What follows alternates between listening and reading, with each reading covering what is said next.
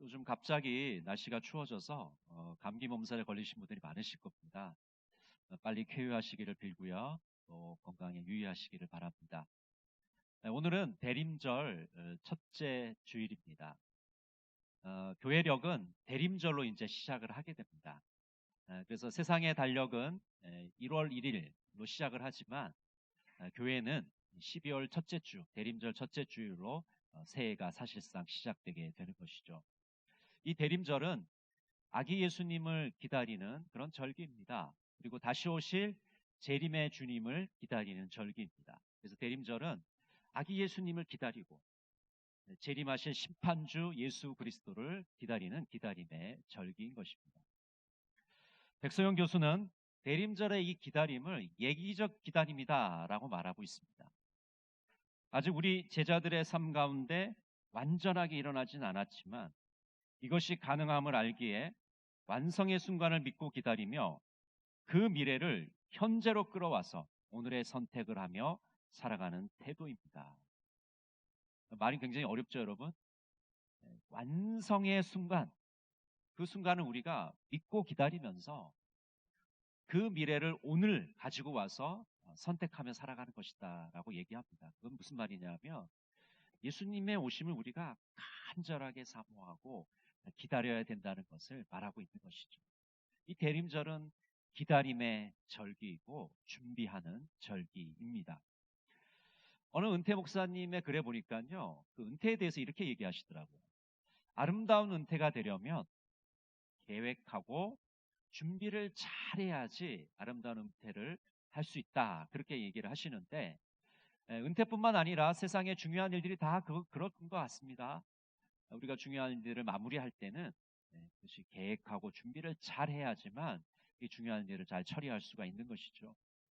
대림절도 주님의 오심을 준비하는 절기입니다. 주의 길을 준비하는 절기입니다.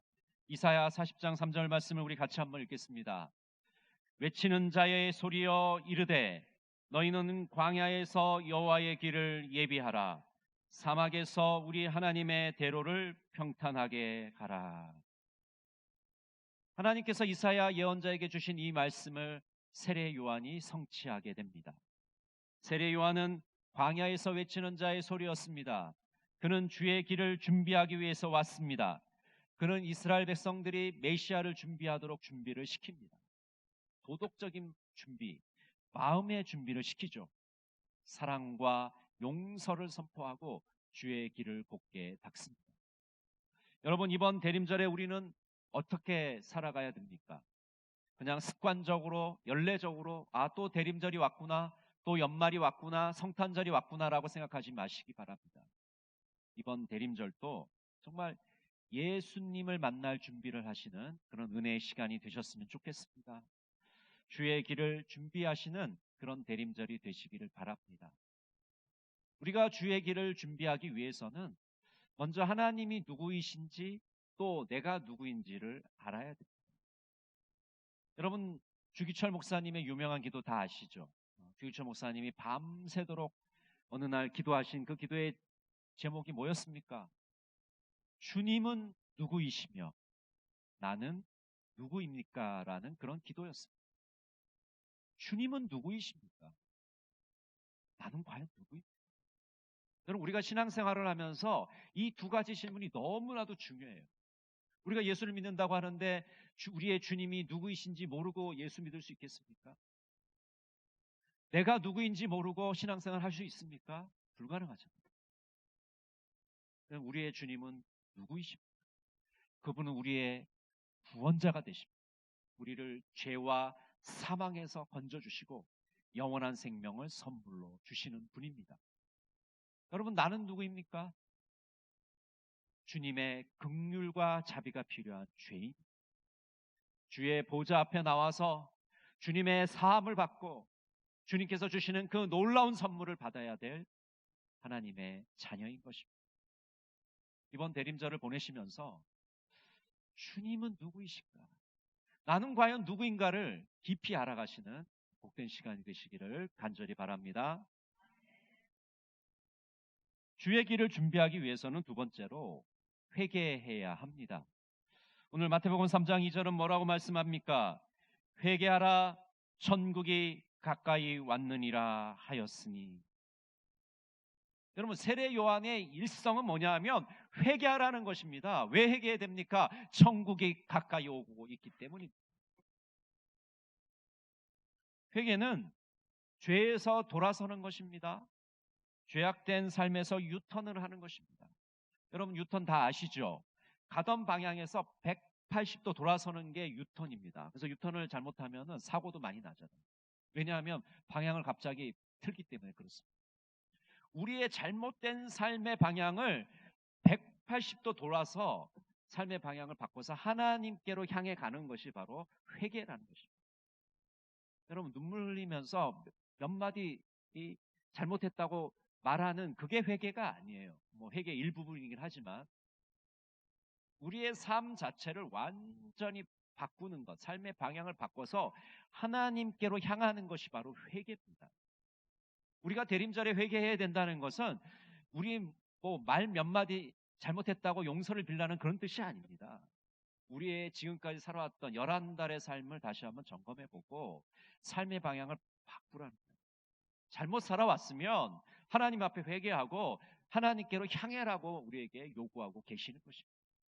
그래서 오늘 본문에 보면 이 회개는 죄를 자복하는 것에서 시작합니다. 오늘 마태복음 3장 6절에 보면 자기들의 죄를 자복하고 요단강에서 그에게 세례를 받더니라고 말씀합니다. 여러분, 이 자복한다는 말은 스스로 자신의 잘못을 털어놓는 겁니다. 누가 강요해서 누가 권면해서 하는 게 아니라 스스로가 잘못을 많은 사람 앞에서 공개적으로 잘못을 시인하고 인정하는 겁니다. 이것이 자복하는 겁니다. 이스라엘 백성들이 지금 세례 요한 앞에 나와서 자신들의 죄를 자복하고 있습니다. 여러분, 이번 대림절을 보내면서 우리들도 역시 주님 앞에 죄를 자복해야 됩니다. 하나님 앞에 우리의 죄악들을 다 털어 놓아야 됩니다. 스스로 하나님 앞에 죄된 용서를 빌면서 우리의 죄를 자세하게 세세하게 낱낱이 하나님 앞에 아뢰야 됩니다.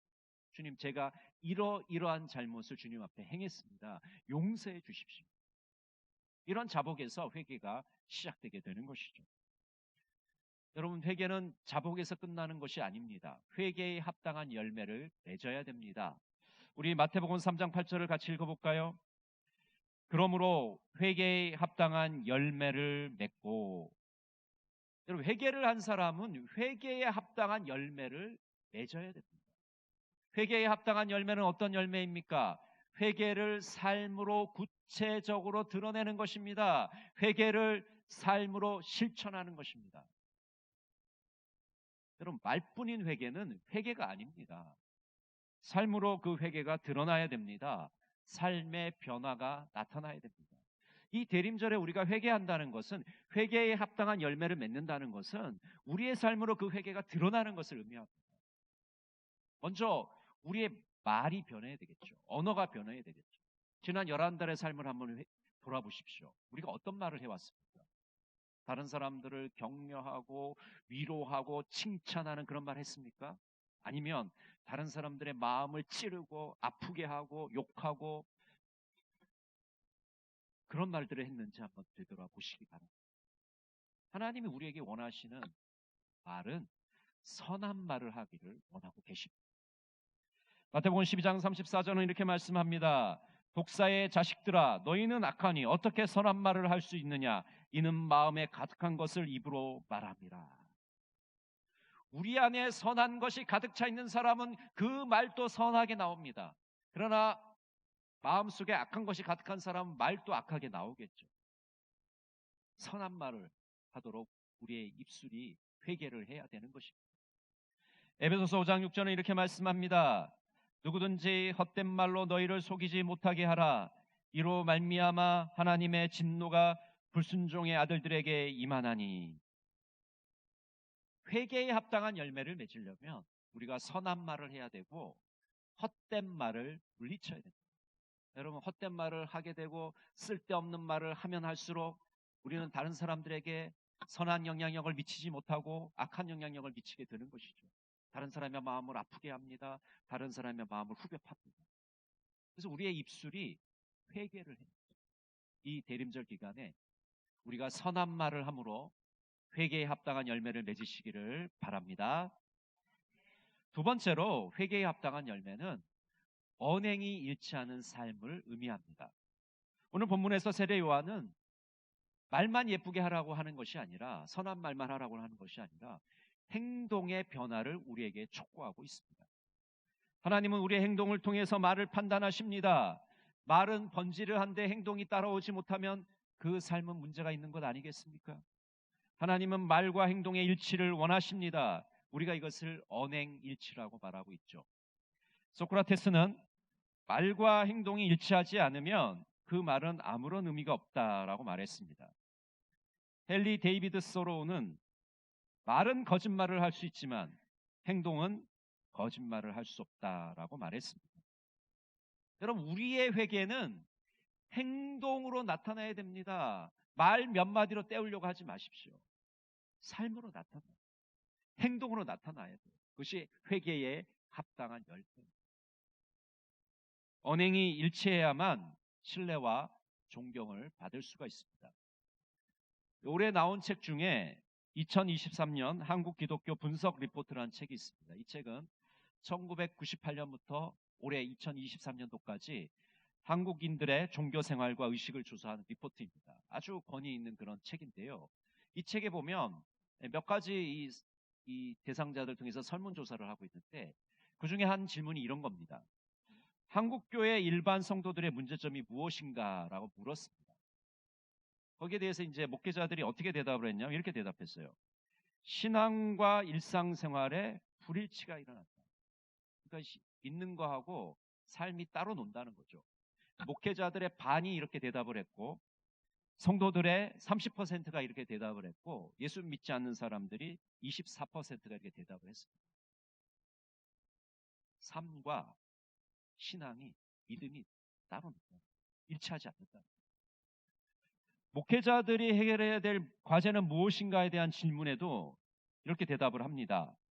개신교인들의 14%, 비개신교인들의 17%가 목회자들이 언행이 불일치하다.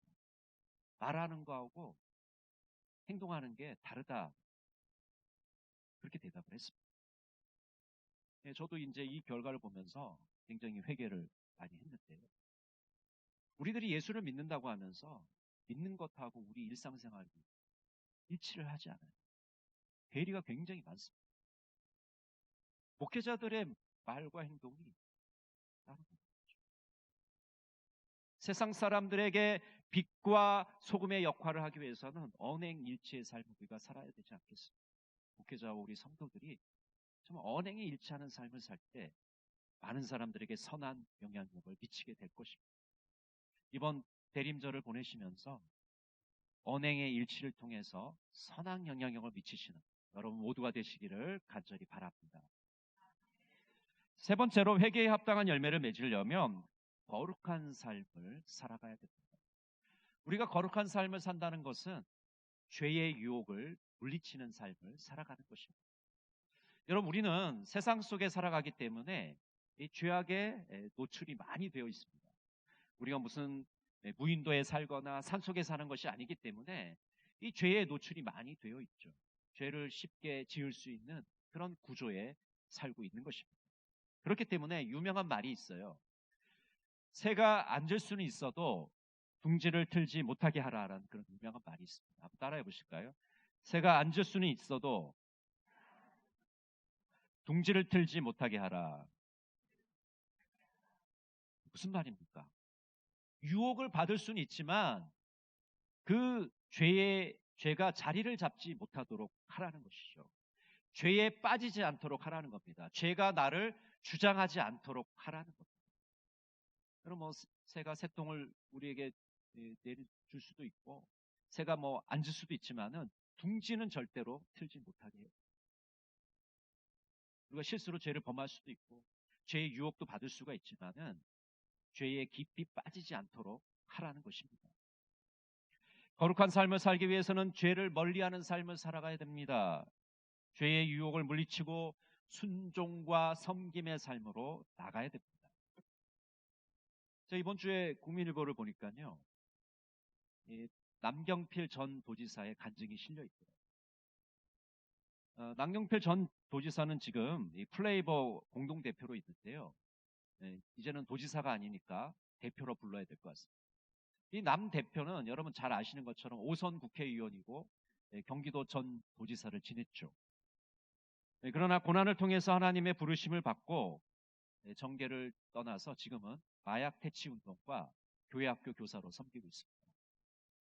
여러분이 언론을 통해서 알고 계시듯이 이 남경필 대표의 아들이 마약 사건과 연루가 되어 있습니다. 남경필 대표는 큰아들이 몇 년간 마약을 했다는 소식을 처음 듣고서 큰 충격에 빠졌다고 합니다. 그동안 나일론 신자로 교회는 다녔지만은 자기 아들이 마약을 했다는 그런 사실을 접한 부모의 심정이 어떻겠습니까? 그 아들을 이 병동에 입원을 시키고 이 두 부부가 성지순례를 떠나게 됩니다. 지금까지 교회만 들락달락하고 표를 얻기 위해서 신앙생활을 했는데, 보여주는 신앙생활을 했는데, 정말 이번 성지순례를 통해서 내가 하나님 좀 만나야겠다, 그런 마음으로 성지순례를 떠나게 됩니다. 무거운 마음으로 아들을 병원에 입원시킵니다. 근데 성지순례를 하면서 하나님을 만나게 됐어요. 진짜 하나님을 만나게 됐어요. 이 날롱 신자가 하나님을 만나게 됐어요. 그리고 성령의 체험을 하게 됩니다. 거듭나는 체험을 하게 됩니다. 그러면서 이 아들의 문제를 하나님께 온전히 맡게 됩니다.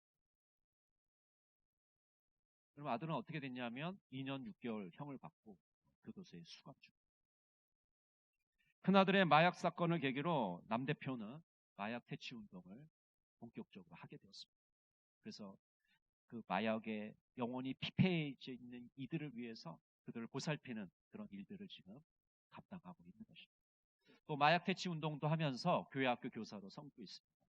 아이들이 어려서부터 하나님의 말씀 건강하게 자라서 우리 사이에 마약이 사라질 수 있도록 그렇게 지금 양육을 하고 있는 것이죠. 남 대표의 이 간증을 들으면서 이런 생각을 하게 되었습니다.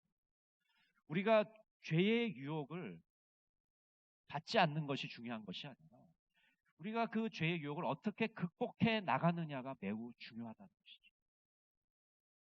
죄의 유혹을 물리치고 정말 하나님이 원하시는 그 순종과 섬김의 삶으로 나가는 것이 굉장히 중요한 것이죠. 여러분, 하나님께서 우리에게 각자에게 다 사명을 주셨잖아요. 여러분, 그 사명 올 한 해 잘 감당하셨습니까? 우리는 죄와 부단하게 싸워 나가면서 죄의 유혹을 뿌리치면서 하나님이 우리에게 주신 이 사명을 잘 감당해 나가야 돼요. 세상을 섬기고 세상을 변화시키고 복음을 전하는 일에 우리가 헌신해야 나가는 것이죠. 여러분, 세상을 우리가 보면 얼마나 많은 부조리와 불의가 가득 차 있습니까? 그저 이건 남의 일이니까 나하고 상관없으니까 나는 교회만 다니면 돼, 이렇게 생각하진 않으셨습니까? 아닙니다. 세상에 일어나는 밟지 못한 모습, 그런 모습들을 우리가 조금씩 변화시켜 나가야 될 사명이 우리에게 주어져 있는 것입니다. 하나님의 사람으로서 이 대립절 기간에 이 사회를 변화시키고 이 사회를 정말 아름다운 사회로 만들어가는데 헌신하기를 주님께서 우리에게 요구하고 계십니다. 얼마나 많은 갈등과 반목이 우리 사회에 있습니까? 정치인들은 매일 싸우고 있고 어디 한 군데 우리가 희망을 둘 데가 없어 보이죠.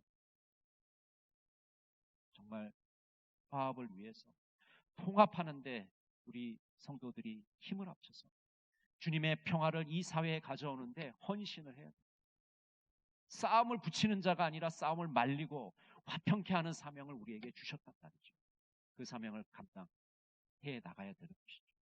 이 대림절 기간에 거룩한 삶을 통해서 회개에 합당한 열매를 맺어가시는 우리 동강의 모든 성도들이 되시기를 바랍니다.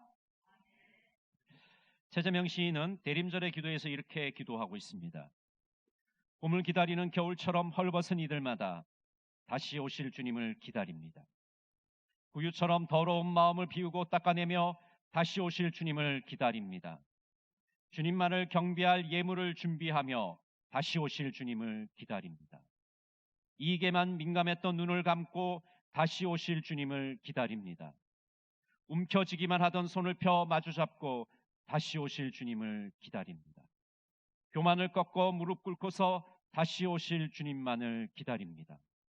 소란한 웃음을 버리고 회개와 눈물로 다시 오실 주님을 기다립니다. 잃어버린 신앙의 첫사랑을 되찾기 위해 다시 오실 주님을 기다립니다. 남몰래 버려둔 나의 십자가를 다시 지며 다시 오실 주님을 기다립니다. 여러분, 이번 대림절 어떻게 보내시겠습니까? 매년 지내는 절기니까 그냥 성탄절의 기쁨에 취해서 그럭저럭 넘어가요. 그렇게 보내시겠습니까? 주의 길을 준비하시는 여러분 모두가 되시기를 바랍니다. 하나님이 어떤 분이신지, 내가 누구인지를 깊이 알아가면서 회개에 합당한 열매를 맺으시는 여러분 모두가 되시기를 간절히 바랍니다. 기도하겠습니다. 사랑의 하나님, 날씨는 추워지고 성탄의 시간이 다가오고 있습니다. 주의 길을 준비하는 자들이 되기를 원합니다. 말뿐인 회개가 아니라 삶으로 열매를 맺게 하여 주시옵소서. 대림절에 희망과 소망의 은총이 온누리에 충만하게 하여 주시옵소서. 예수님의 이름으로 기도드립니다.